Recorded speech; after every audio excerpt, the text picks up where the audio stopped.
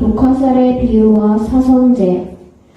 존자 만동자는 해질 무렵 자리에서 일어나 부처님께 나아가 머리를 조아려 예배하고 물러나 한쪽이 앉아 여쭈었다. 세존이시여, 저는 오늘 혼자 고요한 곳에서 깊이 앉아 사색하다가 이런 생각이 들었습니다. 세상은 영원한가 영원하지 않은가? 세상은 끝이 있는가 끝이 없는가? 목숨은 곧 몸인가? 목숨과 목은 다른가? 열에는 마침이 있는가 없는가? 열에는 마침이 있기도 하고 없기도 하는가? 열에는 마침이 있지도 않고 없지도 않은가? 세존께서는 이런 견해들에 대해서는 전혀 말씀해 주시지 않으셨다. 그러나 저는 그것을 알기를 원하고 그것을 모르는 것을 참을 수 없으며 저는 그것을 모르는 것을 옳게 여기지 않습니다. 만일 세존께서 분명하게 세상은 영원하다고 알고 계신다면 저를 위해 말씀해 주십시오. 만약 세존께서 세상은 영원한가에 대해 분명하게 알지 못하신다면 나는 뭐이 나고 정직하게 말씀해 주셔서. 세존께서는 만동자를 꾸짖으시며 모든 비구들에게 말씀하셨다. 만일 어떤 어리석은 이가 세존께서 나에게 분명하게 말씀해 주지 않으신다면 나는 세존을 따라 번뇌를 배우지 않으리라 라고 생각한다면 그 어리석은 이는 마침내 그것을 알지 못한 채 결국 목숨을 마치고 말 것이다. 비유하면 마치 어떤 사람이 몸에 독화살을 맞은 것과 같다. 그가 독화살로 인해 매우 심한 고통을 받을 때 그 친척들은 그를 가엾고 불쌍히 여겨 그를 위해 곧 의사를 청하였다. 그러나 그 사람이 생각하기를 나는 아직 화살을 뽑을 수 없다. 그 전에 먼저 화살을 쏜 사람은 어떤 성과 어떤 이름 어떤 신분이며 키는 큰지 작은지 살결은 거친지 고운지 얼굴빛은 검은지 흰지 혹은 검지도 휘지도 않은지 천리족인지 혹은 바라문인지 어떤 종족인지 동방, 서방, 북방 어느 쪽에 사는지 등을 먼저 알아야 하겠다. 아직 이 화살을 뽑아서는 안 된다. 나는 먼저 그 활이 뽕나무로 만들어졌는지 산뽕나무로 만들어졌는지 물풀의 나무로 만들어졌는지 혹은 뿔로 만들어졌는지를 알아볼 것이다. 아직 화살을 뽑아서는 안 된다. 나는 먼저 그 활이 등살이 소의 힘줄로 되어 있는지 노루나 사슴의 힘줄로 되었는지 혹은 실로 되었는지를 먼저 알아볼 것이다. 그러다 보면 그 사람은 결국 그것을 알기도 전에 목숨을 마치고 말 것이다. 이와 같이 만일 어떤 어리석은 이가 세존께서 나에게 분명하게 말씀해 주지 않으시면 나는 세존을 따라 법문을 배우지 않으리라 라고 생각한다면 그는 마침내 그것을 알기도 전에 결국 목숨을 마칠 것이다. 세상은 영원하다고 나는 한결같이 그렇게 말하지는 않는다. 무슨 까닭인가? 그것은 이치와 맞지 않고 법과 맞지 않으며 또 범행의 근본이 아니어서 지혜로 나아가지 못하고 깨달음으로 나아가지 못하며 열반으로 나아가지 못하기 때문이다. 그러면 나는 어떤 법을 한결같이 말하는가? 나는 이런 이치를 한결같이 말하니 곧 괴로움과 괴로움의 발생원인과 괴로움의 소멸과 괴로움의 소멸에 이르는 길인 사성제이니 나는 이것만을 한결같이 말한다. 무슨 까닭인가? 이것은 이치와 같고 법과 맞으며 또 이것은 범행의 근본으로서 지혜로 나아가고 깨달음으로 나아가며 열반으로 나아간다.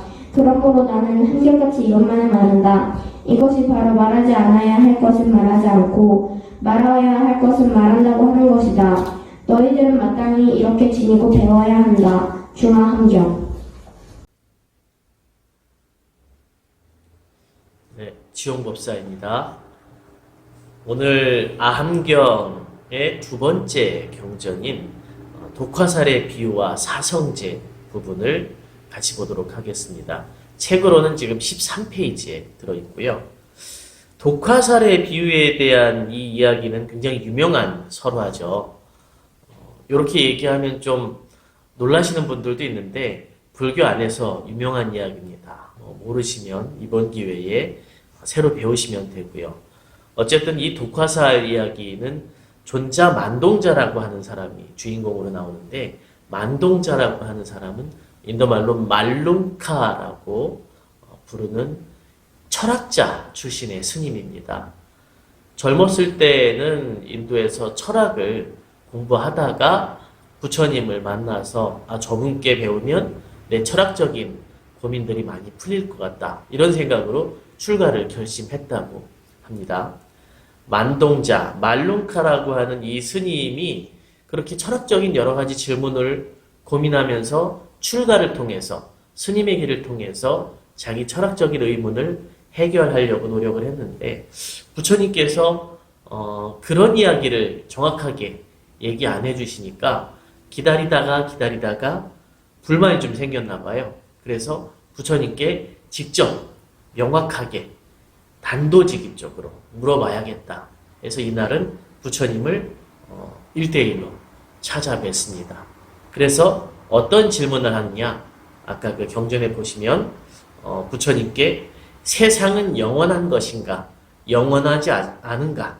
또 끝이 있는가 없는가? 등등 여러 가지 질문을 합니다. 경전에는 이 질문이 모두 14가지 질문이라고 나와 있어요. 뭐 14가지가 세세하게 뭔지는 잘 모르겠으나 경전에 나와 있고 그런 이야기들을 보면은 정말 철학자들이 고민하는 이 세계의 어떤 궁극적인 진리, 궁극적인 모습 뭐 이런 것들에 대해서 굉장히 궁금해했던 것 같아요. 뭐 이 사람뿐만 아니라 많은 철학자들이 이 고민을 하고는 있습니다.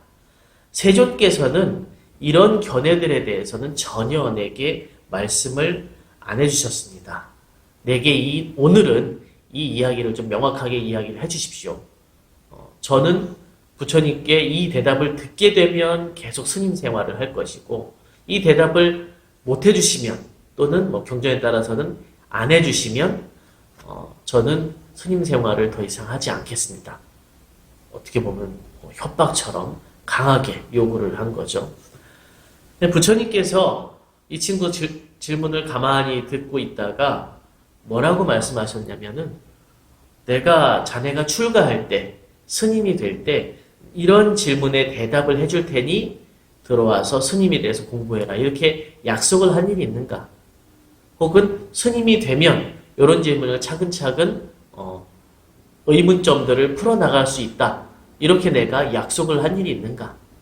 당연히 그런 약속은 안 했다고 합니다. 그런 일은 없는데요. 근데 왜 나에게 그런 질문을 하는가? 하면서 그 질문에 직접적인 대답은 안 하셨다. 이렇게 나와 있습니다. 이걸 조금 어려운 말로 무기라고 해요. 무기. 답을 안 하셨다. 그래서 불교를 공부한 사람에게는 좀 유명한 14무기, 14가지 질문에 대해서 하나도 대답을 하지 않으셨다. 이렇게 이제 사람들이 많이 이야기를 합니다. 상식처럼 알아두십시오. 어쨌든 이 대답을 하지 않지만 그런 부처님께서 아무 대답을 안 하셨느냐? 이 질문에 대한 직접적인 대답은 안 하셨지만 이 질문이 왜 지금 중요하지 않은지를 알 수 있는 이야기를 하나 해주시죠. 뭐라고 얘기하냐면 만일 어떤 사람이 독화살을 맞았을 때 이 독화살을 딱 보고 사람들이 이 독화살이 독이 몸에 다 퍼지면 금방 죽게 될 것이다. 얼른 빼고 치료를 해야 되겠다 해서 막 치료를 시작하려고 하는데 이 어리석은 사람이 뭐라고 얘기하냐면 잠깐만요. 이 독화살 누가 쏜 건지 내가 알아야 되겠습니다. 왜 쏜 건지도 알아야 되겠고 이 독화살의 독은 어떤 성분이고 어떻게 퍼져서 나에게 어떠한 결과를 가져오는지도 상세하게 좀 알아야 되겠습니다. 먼저 이런 이야기를 하고 있다. 그럼 만약에 주변 사람들이 그 말이 맞다 하고 그 대답을 해주기 위해서 이거저거 조사하면 그 사이에 이 사람은 독이 퍼져서 죽게 될 것이다. 굉장히 시급한 상황이란 얘기죠. 지금 시급한 상황에 그런 거나 따지고 있을 여유가 없다. 그런데 엉뚱한 것을 따져서 죽게 된다면 그 사람은 어리석은 사람이다. 이렇게 이야기를 했습니다. 지금 이렇게 말씀하신 이유는 말룬카, 경에 보면 만동자라는 이 스님이 질문하는 모습이 이 어리석은 사람과 같다. 이렇게 말씀하신 거거든요. 당신 질문 많이 어리석구나. 이렇게 이야기를 한 겁니다. 자, 요 이야기를 한번 다시 살펴봅시다. 왜 그러하냐? 지금 우리가 살아가는데 정말 필요한 게 뭐냐 이거죠. 정말 시급한 게 뭐냐? 삶에 있어서 나에게 닥쳐오는 크나큰 괴로움들, 이 괴로움들을 빨리 극복하고 벗어나서 평안한 길로, 가야 하고 그 시간은 충분하다, 충분하지 않다. 그렇죠. 충분하지 않다는 겁니다. 아주 급하고 아주 짧은 시간만이 우리 인생에 있는데 너는 쓸데없는 질문, 필요하지 않은 질문, 그리고 시간을 허비할 만한 질문으로 지금 헤매고 있다. 이렇게 말씀을 하고 계신 거죠. 부처님께서는 세상은 영원하다, 영원하지 않다. 이런 질문에는 관심이 없고 중요하지 않다고 생각한다. 이렇게 말씀하십니다. 여기 보면 14쪽에 세상은 영원하다 또는 영원하지 않다고 나는 한결같이 그렇게 말하지 않는다. 왜? 그것은 이치에 맞지 않고 법에 맞지 않으며 범행이라는 것은 청정한 수행이라는 뜻입니다. 범행의 근본이 아니어서 지혜롭지도 않고 깨달음으로 나아가지 못하고 마지막으로는 열반으로 나아가지 못한다. 이렇게 되어 있습니다.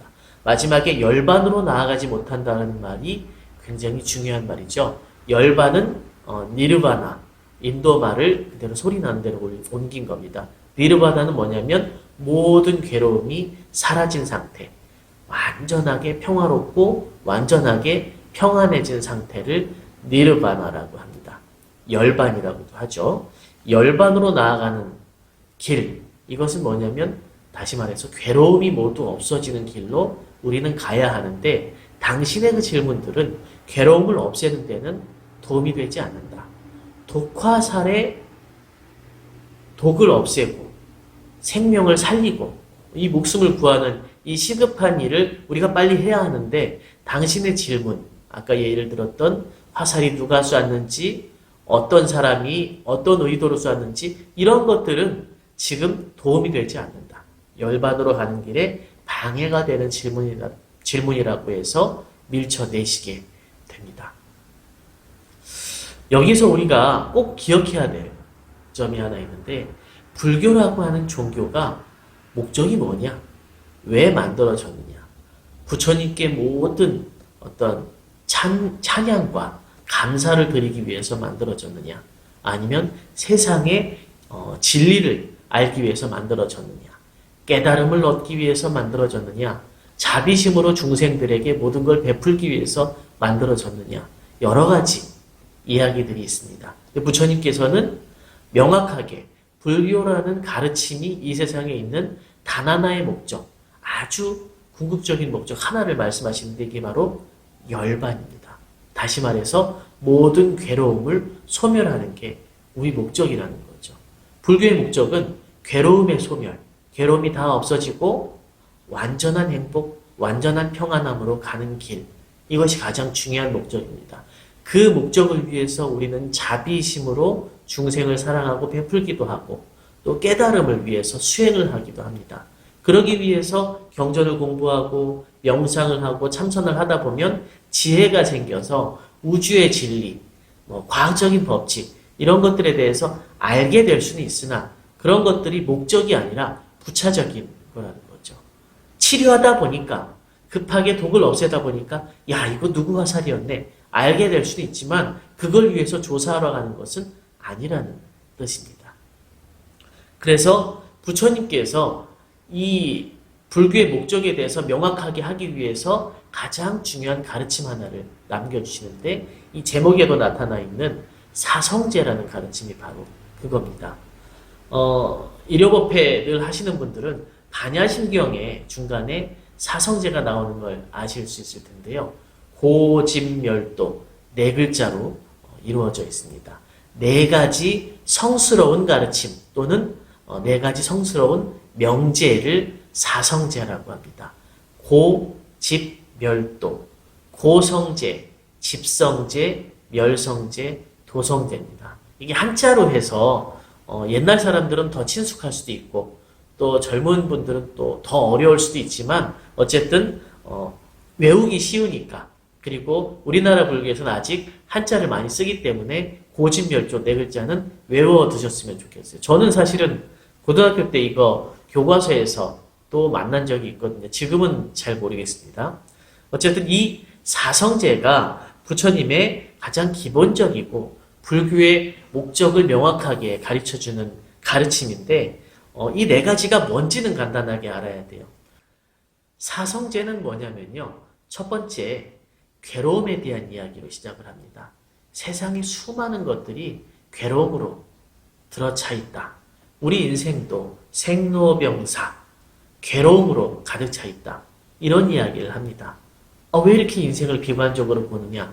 하지만 불교에서는 즐거움 그 자체보다는 괴로움은 벗어나야 되고 이 괴로움에서 벗어나지 못하고 헤매는 중생들이 너무 많기 때문에 괴로움에 훨씬 더 집중을 합니다. 괴로움을 명확하게 알고 꿰뚫어서 이해해야 한다. 첫 번째가 고성제입니다. 두 번째는 괴로움을 분석해 봤더니 괴로움의 원인이 있더라. 모든 괴로움의 원인이 있더라. 우연히 나에게 오는 것도 아니고 전생의 업 때문에 정해져 있는 것도 아니고 신의 벌을 받은 것도 아니며 우리 괴로움에는 원인이 있더라. 이 원인이라는 건 보통 자기가 지은 원인을 얘기하죠. 그래서 이 괴로움의 원인을 명확하게 아는 것을 집성제라고 합니다.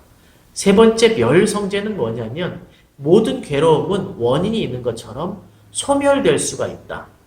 원죄 내지는 태어나면 무조건 겪어야 되는 그 끝까지 가야 되는 영원한 벌이 아니라 이것은 어떠한 조건 때문에 일어났기 때문에 조건이 소멸되면 없어질 수가 있다. 이 괴로움이 해결될 수가 있다는 희망을 주는 게 멸성제고요. 그 다음에 마지막으로 괴로움을 어떻게 해결하고 벗어날 수 있습니까? 수행을 통해서 올바른 길을 통해서 올바른 길을 얘기하는 게 바로 도성제, 부처님의 가르침을 말합니다. 그래서 고진멸도, 고통의 원인과 고통이 소멸될 수 있다는 것과 그 소멸에 이르는 길 네 가지를 사성제라고 이야기를 합니다. 그래서 이 사성제를 보면 불교의 목적을 명확하게 알 수가 있죠. 불교는 여러 가지 부수적인 효과는 있지만 근본적인 목적은 괴로움이 소멸되는 것입니다. 이것을 열반이라고 한다고 말씀드렸죠. 괴로움이 모두 소멸되기 위해서 우리가 노력하는 것을 수행이라고 하고요. 그 모든 것을 이루기 위해서 부처님께서 가르침을 설해 주셨습니다.